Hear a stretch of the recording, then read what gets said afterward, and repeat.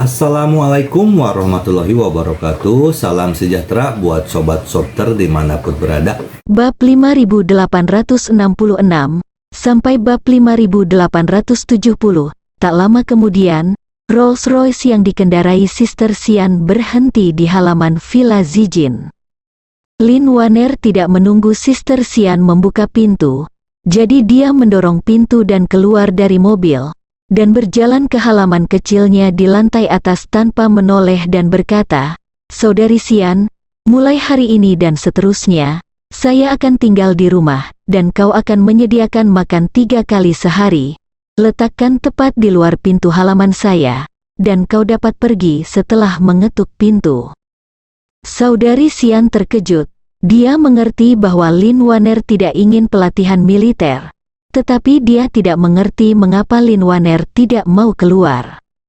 Tetapi sebagai seorang pelayan, tentu saja dia tidak dapat mengajukan lebih banyak pertanyaan daripada yang seharusnya. Jadi dia berkata tanpa berpikir, "Oke Nona Lin, saya mengerti. Apakah Anda memiliki persyaratan khusus tentang makanan Anda?" Lin Waner berkata dengan santai, "Kau bisa melihat pengaturannya."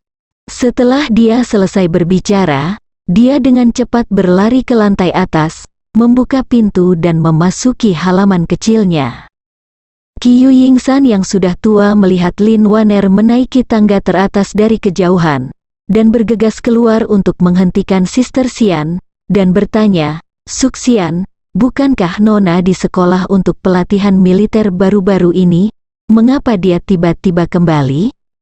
Saudari Xian menggelengkan kepalanya dan berkata dengan hampa, "Tuan, Nona Lin baru saja memanggil saya untuk menjemput ke gerbang Universitas Jinling, dan setelah masuk ke dalam mobil, dia mengatakan bahwa dia tidak berencana untuk berpartisipasi dalam pelatihan militer. Dia mengatakan bahwa mulai hari ini dan seterusnya, dia akan tinggal di rumah, dan bahkan menyuruh saya menyediakan makan 3 kali sehari di luar gerbang halaman." "Oh." Qiu Yingsan mengangguk ringan, dan berkata, "Aku menyuruhmu untuk melakukannya, kecuali kau pergi untuk mengantarkan makanan, tidak ada yang boleh mengganggu Nona." "Baik Tuan." Saudari Xian tahu bahwa tuannya sangat menghormati Lin Waner, jadi tidak mengherankan saat ini. Jadi dia mengeluarkan ponselnya dan berkata dengan hormat, "Tuan, saya akan menelepon kepala Universitas Jinling untuk memberitahunya." Qiu Yingsan mengangguk dan berkata, "Pergi." Saat ini, Chang Shengbo yang selesai menguji kekuatan Thunderbolt, baru saja kembali ke daerah perkotaan dengan gembira. Hal pertama yang dia lakukan ketika kembali ke kota adalah langsung pergi ke Antique Street untuk menemukan Zhang Ermao. Tetapi pada saat ini, Zhang Ermao telah menutup kiosnya sebelumnya sesuai instruksi. Paman Changsheng tidak melihat Zhang Ermao, tetapi melihat beberapa kios yang belum ditutup. Dia dengan cepat bertanya, "Semuanya, ini baru lewat jam 3 sore. Mengapa kalian terburu-buru menutup kios?" Pria itu sibuk berkemas, dan berkata tanpa melihat ke atas, "Apakah kau tidak memeriksa ramalan cuaca? Dikatakan mungkin ada cuaca ekstrim. Mengapa kami tidak bergegas dan menunggu hujan badai? Sudah terlambat bagi kita." Baru saat itulah Chang Shengbo tiba-tiba menyadari. Dia berpikir dalam hati, tidak ada yang namanya cuaca ekstrim. Itu tidak lebih dari guntur yang kulontarkan di Gunung Phoenix. Tetapi ini juga secara tidak langsung membuktikan bahwa guntur yang baru saja dia ciptakan memang menggemparkan bumi. Chang Shengbo ingin mencari seseorang untuk menanyakan keberadaan Zhang Ermao, tetapi setelah dipikir-pikir, dia membeli 2 barang antik dari Zhang Ermao dengan harga yang sangat tinggi.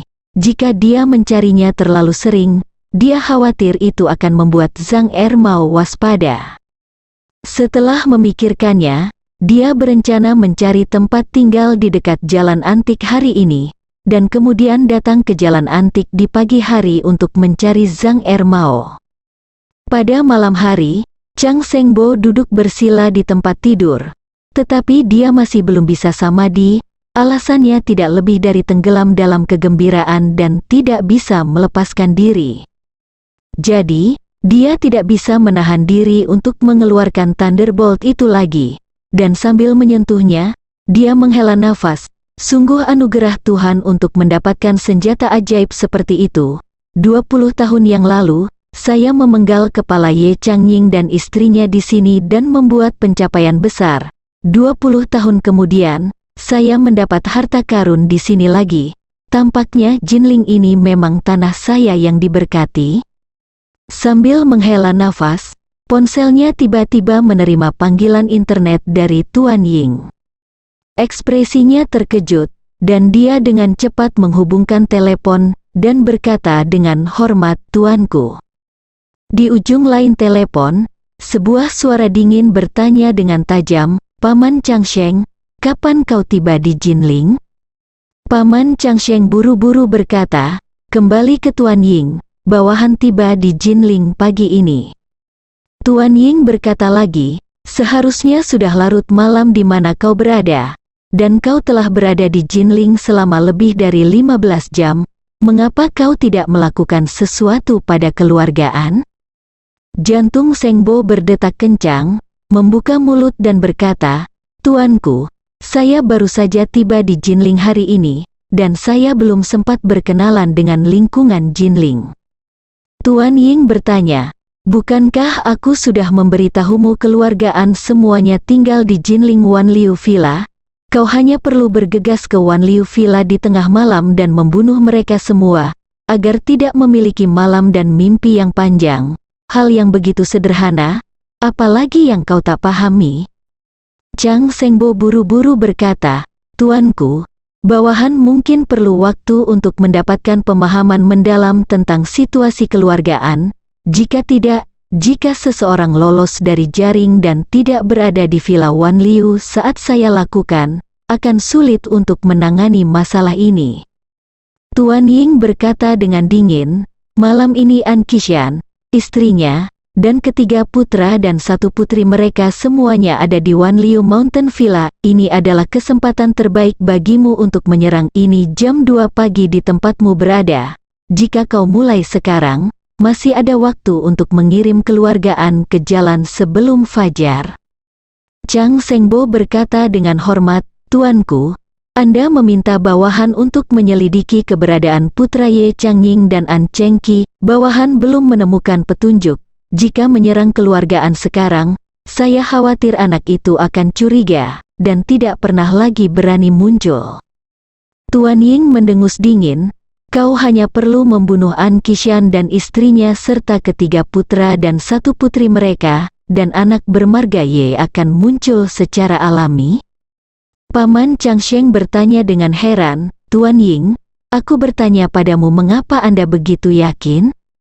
Tuan Inggris berkata dengan dingin, "Menurut urutan warisan aset keluargaan yang ditentukan oleh An Qishan, begitu sesuatu terjadi padanya dan anak-anaknya, aset keluargaan akan dibagi menjadi 2, setengahnya akan diwarisi oleh ketiga putra dan satu putri keluargaan, setengahnya lagi akan diwarisi oleh putra An Chengqi. Artinya, begitu mereka mati, anak bermarga Ye akan menjadi pewaris terbesar aset keluargaan. Ini adalah kekayaan senilai puluhan triliun dolar. Pasti akan ada keributan di seluruh dunia. Selama anak itu masih hidup, dia pasti tidak akan bisa menolak godaan ini. Dimanapun dia berada, dia pasti akan mencari tahu, datang ke sini untuk menerima warisan dalam jumlah besar ini, dan kemudian kau dapat membunuhnya tanpa usaha apapun." Setelah berbicara, Tuan Ying melanjutkan, "Waktunya singkat, kau harus mulai sekarang." Jantung Paman Changsheng berdetak kencang. Dia sudah lama tahu bahwa tugas pertamanya datang ke Jinling kali ini adalah untuk membunuh keluargaan, tetapi dia tidak menyangka bahwa ketika dia tiba di Jinling, dia akan menemukan 2 senjata ajaib satu demi satu.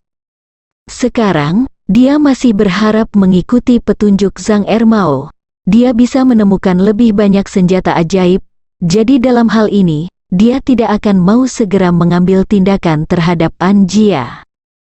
Dia jelas tahu bahwa keluargaan adalah keluarga teratas ketiga di dunia, dan begitu mereka bergerak, itu pasti akan menyebabkan kegemparan di seluruh opini publik internasional. Dia juga tahu bahwa begitu keluargaan benar-benar mati di Huaxia, pejabat Huaxia pasti tidak akan menyisihkan upaya untuk menyelidiki sampai akhir. Ketika saatnya tiba, tidak tahu berapa banyak orang pemerintah yang cakap dan orang asing akan dikirim ke Jinling untuk menyelidiki petunjuk. Pada saat itu, tindakannya di Jinling akan menjadi sangat dibatasi. Bahkan sangat mungkin setelah membunuh seseorang, dia akan dicari oleh departemen terkait Huaxia di seluruh dunia. Kalau begitu, bagaimana dia bisa memiliki kesempatan untuk menggali jalur Zhang Ermao? Bagaimanapun, Zhang Ermao bukanlah tokoh kunci dalam pertarungan, dan bahkan jika dia membunuhnya, dia tidak akan dapat menemukan petunjuk bos di belakangnya. Hal semacam ini hanya dapat dilakukan dengan mengakali, bukan dengan paksa. Jadi, solusi terbaik adalah Tuan Ying dapat memberi dirinya beberapa hari lagi untuk menggali lebih dalam garis Zhang Ermao, dan kemudian pergi untuk menyelesaikan Anjia tanpa gangguan. Tepat ketika dia ragu-ragu dan tidak tahu bagaimana meminta pengampunan dari Tuan Ying bertanya dengan tajam, "Bo Changsheng, sejak aku memintamu untuk pergi ke Jinling, kau telah mendorong bolak-balik, kau masih belum memberiku jawaban yang jelas untuk waktu yang lama. Mungkinkah kau memiliki pikiran bercabang tentang Po Qinghui?" Punggung Chang Shengbo terasa dingin ketakutan. Seolah-olah jarum suntik yang tak terhitung jumlahnya telah menembus kulitnya, menyebabkan seluruh punggungnya ditusuk dengan jarum. Dia sangat kesakitan, dia hanya bisa mengatakan dengan tulus dan ketakutan, "Tuanku telah salah paham dengan bawahan, dan bawahan setia kepada Po Qinghui, jadi bagaimana aku bisa memiliki hati pengkhianatan? Hanya saja bawahan masih memiliki sesuatu untuk dilaporkan kepada Anda saat ini."